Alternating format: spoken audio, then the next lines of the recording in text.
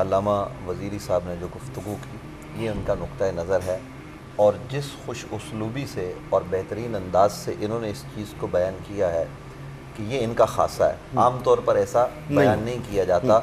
اور یہ حقیقت ہے، اختلاف کو انہوں نے بڑے آداب سے بیان کیا ہے اور تجاوز بھی نہیں کیا ہے۔ اس پر میں ان کو اپریشیٹ کرتے ہوئے اتنی بات عرض کرتا ہوں کہ حضرت مولا کائنات امیر المومنین علی ابن ابی طالب کرم اللہ وجہ الکریم نبی علیہ السلام کے پاس تھے، وہ سقیقہ نہیں گئے۔ وجوہات کیا ہے؟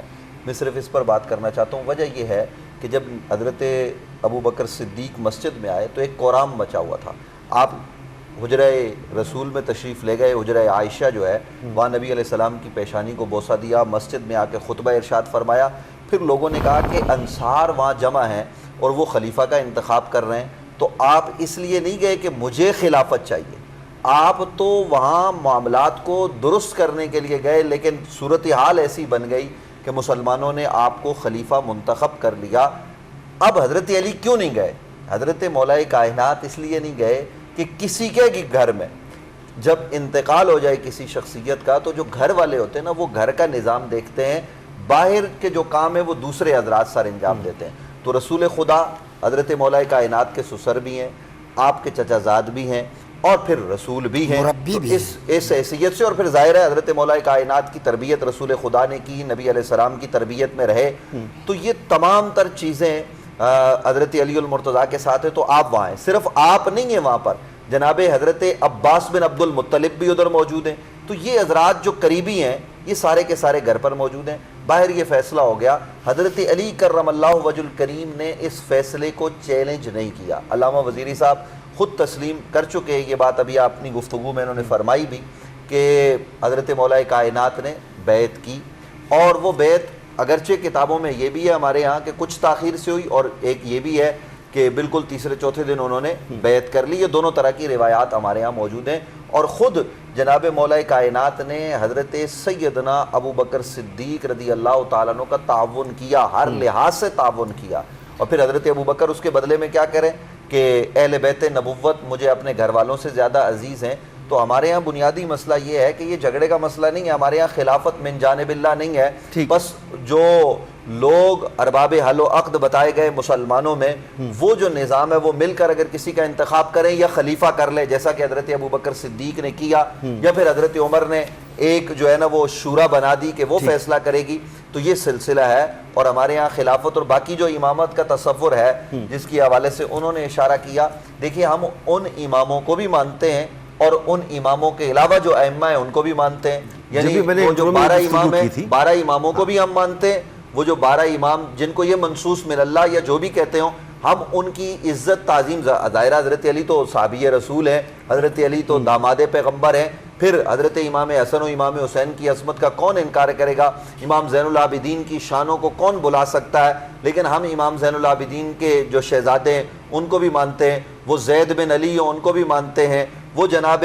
حضرت باقر ہوں ان کو بھی مانتے ہیں، وہ امام جعفر صادق ہوں ان کو بھی مانتے ہیں، وہ امام علی رضا ہوں، امام علی تقی ہوں، امام علی نقی ہوں، امام حسن عسکری ہوں، ہم سب کو مانتے ہیں، اور ان سب کو ماننے کے ساتھ ساتھ شیخ عبد القادر جیلانی رضی اللہ عنہ کو بھی مانتے ہیں۔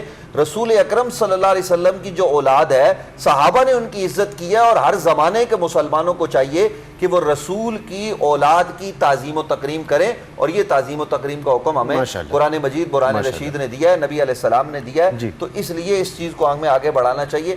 اختلافات نہیں ہیں، بس بات یہ ہے کہ ان کا ظاہر ہے، ان کا دیکھیے ان کا اپنا ایک علم کلام ہے، میں اگر چاہوں نا کہ کوئی چیز اٹھا کے وزیری صاحب کے سر پہ تھوپ دوں تو ایسا ہو نہیں سکتا، کیونکہ یہ اپنے علم کلام پر کھڑے، میں اپنے علم کلام پر کھڑا ہوں، ہمارا ان کا اصول میں اختلاف ہے، یعنی ان کا اپنا علم کلام ہے، میرا اپنا، اس بات کو تسلیم کریں گے تو ہم علم کلام کی جہت سے وہ تعالوا الی کلمۃ سواء بیننا و بینکم کی طرف ہمیں بڑھنا چاہیے، اور یہاں تو مسئلہ ہی ختم ہو جاتا ہے اگر وزیری صاحب جیسا فرما رہے ہیں۔ سر میں آپ کے پاس آ رہا ہوں کہ مولا علی نے حضرت ابو بکر رضی اللہ تعالیٰ عنہ کی بیعت کی، اگر انہوں نے بیعت کی تو پھر باقی مسلمانوں کو تو اس میں فرق ہی نہیں ہونا چاہیے۔ میں نے اپنی اس گفتگو میں بھی اشارتاً بات بتائی تھی، غالباً آپ نے پک نہیں کیا، واضح ہو جائے گفتگو کہ سب سننے والے جو ہیں واضح طور پر سننا چاہتے ہیں۔ ایک یہ کہ علی، حضرت علی کی نظر میں یہ شخصیت جو اس وقت خلافت کے منصب پر ہیں یہ مستحق خلافت ہیں، اور علی پر واجب ہے اس کی اطاعت، اس کی بیعت. اگر علی ایسا سمجھتے تو 6 مہینے انتظار کیوں کرتے؟ تو 6 مہینے بعد بیعت کی. ناممکن ہے. ایک لحظہ، میں نے آپ کو ایک اور واقعہ بھی بیان کیا. جب حضرت عبداللہ ابن عمر رات کے صبح ہونے تک کا انتظار نہیں کر رہے ہیں تو علی 6 مہینے کیوں انتظار کر رہے ہیں؟ یہ ایک چیز. دوسری چیز، اگر یہ واجب الاطاعہ ان کے لیے تھے تو جب آپ کو خلافت مل رہی تھی بشرط سیرت شیخین تو وہاں پر انکار کیوں کیا؟ ٹھیک ہے، یہ دلائل ہیں. اس سے پتہ چلتا ہے کہ آپ ان کو واجب الاتباع نہیں سمجھتے تھے. رہ گئی بیعت اس معنی میں کہ تعاون کیا وہ کیا ہے، تعاون کیا وہ کیا ہے. اور میں اس تعاون کو کمال خرد اور عقل مندی سمجھتا ہوں. اس لیے کہ اگر تعاون نہ کرتے تو اسلام میں فساد پیدا ہوتا. اور جیسے کہ ایک شخصیت نے آ کر حضرت علی سے کہہ بھی دیا تھا کہ علی یہ منصب آپ کا ہے، آپ اس کے حقدار ہیں، آپ کھڑے تو ہو جائیں، میں گلیوں کو سواروں اور پیادوں سے بھر دوں گا. ایک شخصیت نے اس نے کہا بھی، ضروری نہیں ان کا نام لینا، حضرت ابو سفیان. اچھا جی، انہوں نے کہہ بھی دیا. ابھی آپ اصرار کر رہے ہیں تو میں کہہ. بہرحال تو حضرت علی نے اس کے اس پیشکش کو ٹھکرا دیا اور کہا کہ یہ حضرت علی جانتے تھے کہ اتنے عرصے تک تو یہ مسلمانوں کے ساتھ جنگ کرتے رہے ہیں، فتح مکہ کے بعد یہ اسلام میں داخل ہوئے ہیں، کب سے ان کے دل میں میرے لیے اور اسلام کے لیے محبت جاگی؟ یہ جو کچھ کر رہے ہیں یہ در حقیقت مجھے ابھار کر ان کے خلاف لے آنا چاہتے ہیں تاکہ خانہ جنگی اور فتنہ انگیزی ہو. ٹھیک ہے. اور یہ حضرت امیر المومنین خرد رکھنے والے اور عقل رکھنے والے انسان تھے. اس نے اسلام کو محفوظ رکھا. میں بالکل آپ کا پوائنٹ بالکل واضح طور پہ سمجھ گیا.